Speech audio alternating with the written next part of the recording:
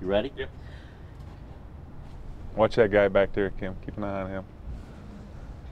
I don't even remember how long it's been since you moved here, which has it been what, 2 years? February 13th, 2007. That's when I was hired.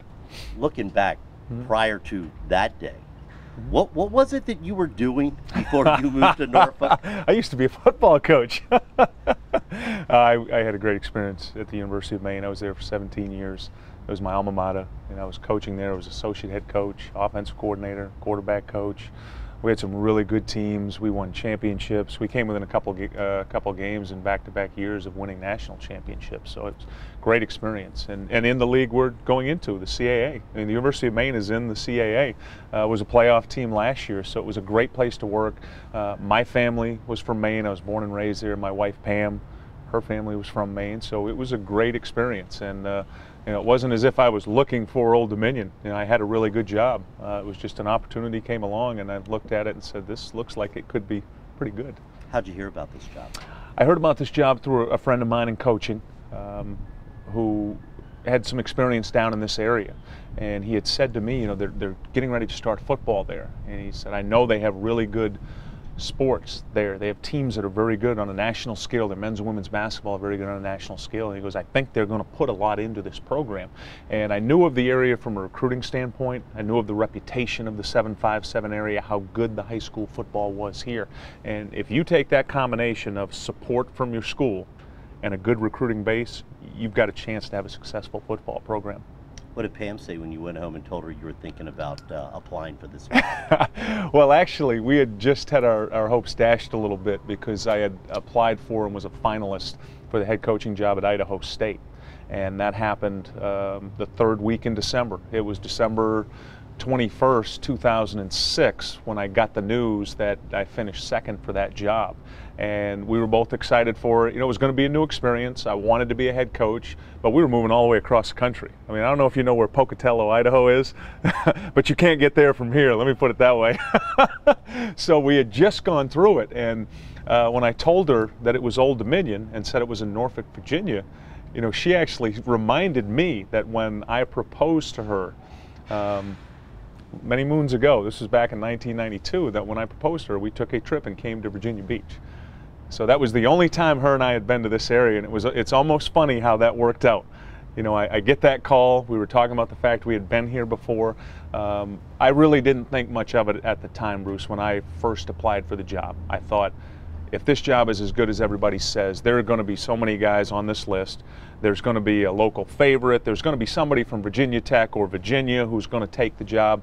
But what have I got to lose? I've been a coach in this league for a long time. I've got a good reputation in the league. I've had success where I am. So I was one of the 90 that applied, and boy, it got down to 16, then it got down to 12, and then it was, well, we want to bring you back again for another interview. You're one of 4. And then I really started to think at that point, I have a shot at this. If I'm one of 4, something's got to be going on. This must be working. And the whole time, Pam and I are both we're trying not to get too excited about it, but we knew this was, Pocatello, Idaho, really nice place, not Norfolk, Virginia. What do you think sold them? I think first and foremost was the presentation I made when I came in. I presented them a 25-page manual that was detailed on everything we would stand for as a program, what the philosophy would be, who I would hire. I already had a list of coaches I presented that I would hire. I had a calendar done, completed for an entire year, for the first year, exactly what we would do every single day. That was mapped out in detail. It had recruiting philosophy.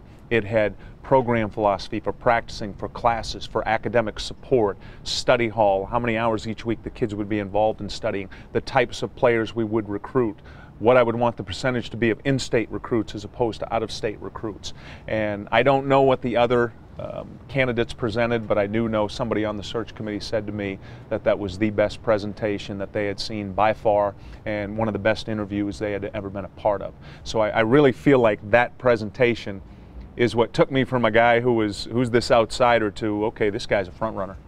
Now that you've been through it, is it so much more than you thought it would be when you put together that presentation? No, honestly, this is exactly what I thought it would be. I said to my wife when I applied for the job and it started to look like I was going to get involved, I said, we've got to prepare ourselves. This is going to be a 6-year project. This is going to take 6 years because we'll need to get one class in that'll be redshirted. This class we just went through, the 2008 season, and then after that 5 classes of playing. We'll need to graduate a class and bring in another class before this program is up and running. And I'm going to have to roll up my sleeves. I'm not going to be home a lot. There's going to be time away. And at that point, we both decided, well, if that's the case, we need to buy a house somewhere close because we got to get to you and get the kids to you. And we just made the decision at that point. We're going to have to roll up our sleeves because this job it's going to be a lot of work. Has there ever been a time during this period that you just really got frustrated with the whole process of the whole fact of not actually coaching a team that's playing games? Absolutely. There have been a lot of times when, and not just myself, the other coaches on staff, because the guys that I hired, guys like Chip West, who's local, he's from here, he's from Hampton, played at Kickotan, excellent coach. I mean, he coached and won a national championship at JMU, and here he is coming back to Old Dominion because he wanted to come to this area. He wanted to build something special, and then he's the same as me. We haven't coached a game since 2006. So all of 2007, no games. All of 2008, no games. And Brian Scott and Andy Rondeau, our offensive and defensive coordinator, 2 other guys that had careers going. You know, it wasn't as if these guys had to come. They had jobs. They were in good shape. And almost thinking, you and them, what in the world did we sign up for? This is really, maybe we made a mistake?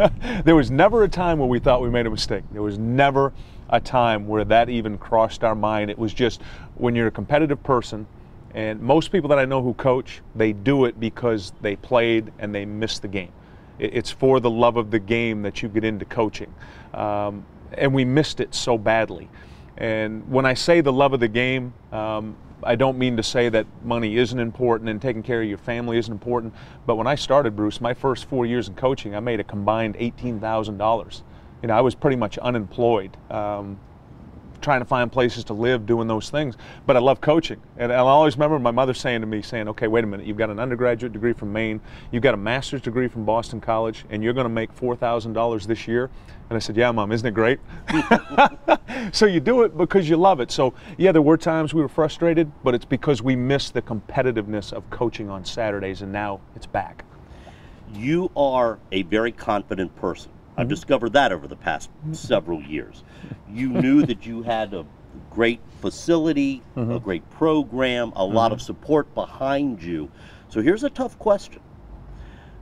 Do you feel that this football team, that these players that you have, are they as good as you thought that you would be able to recruit, or was it a little tougher to get the quality kids than maybe you thought?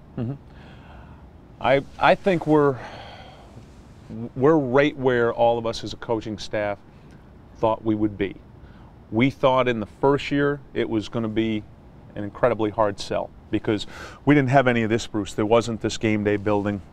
There wasn't the scoreboard. There wasn't what you see out here, the turf. I mean, this is one of the top FCS facilities in the country.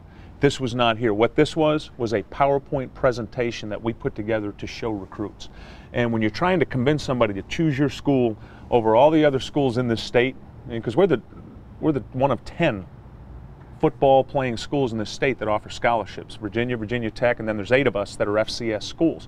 So when you're trying to convince a kid to come to your place, when all these other FCS schools already have facilities, and they're showing facilities, and 3 of them are in the league we're going in. William and Mary's right up the road.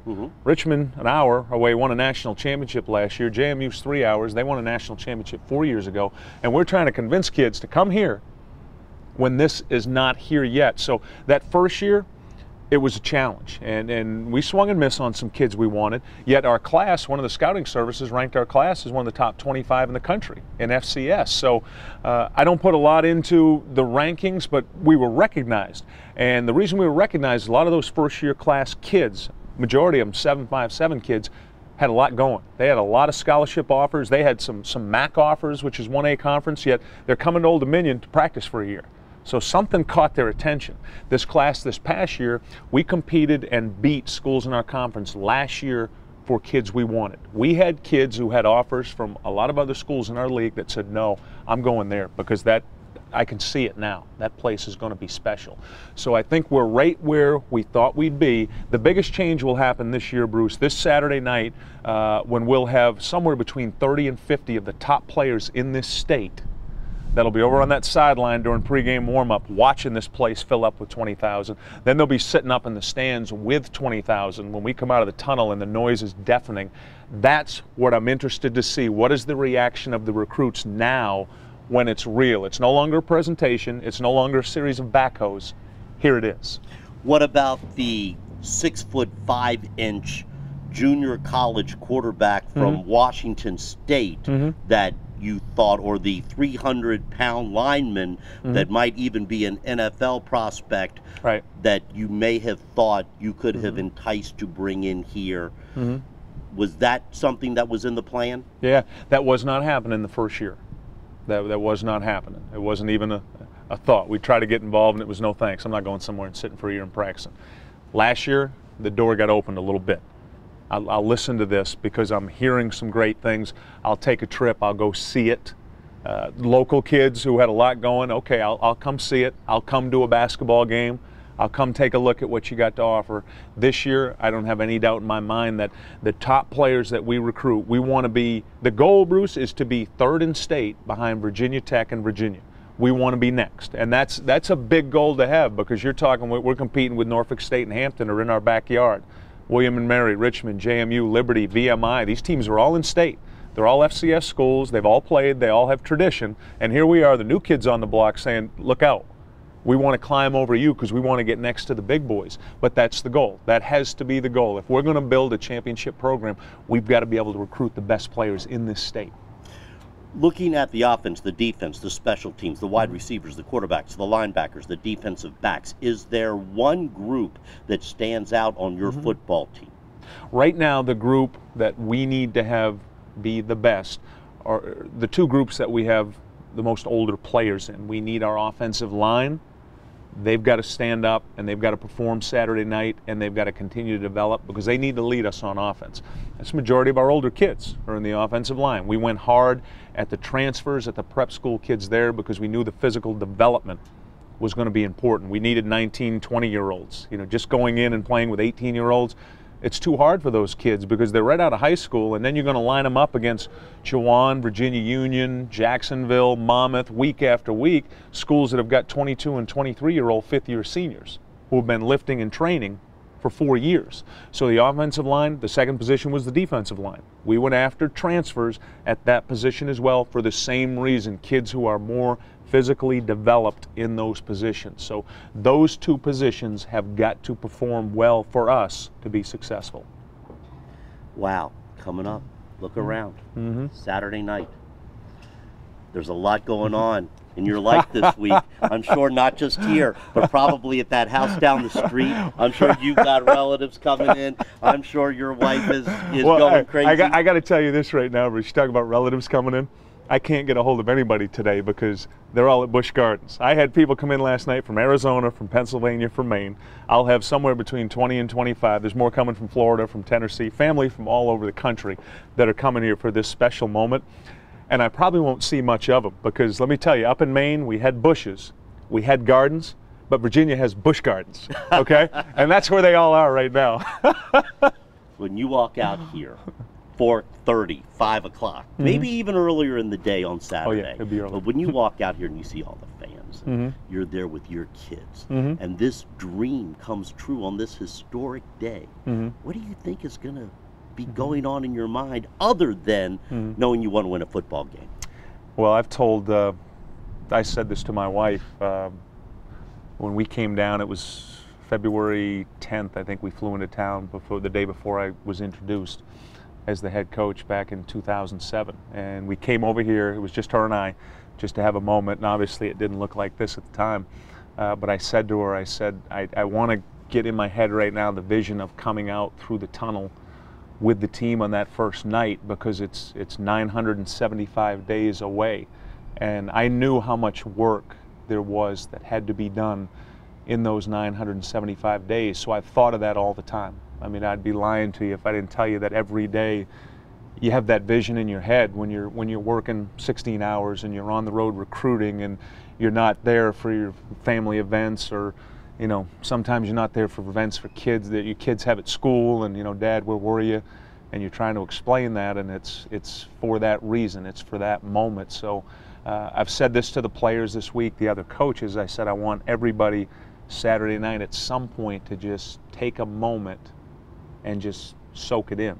You know, just let yourself have a moment, and my moment's going to be right before we come out the tunnel. You know, I'm going to take a good look.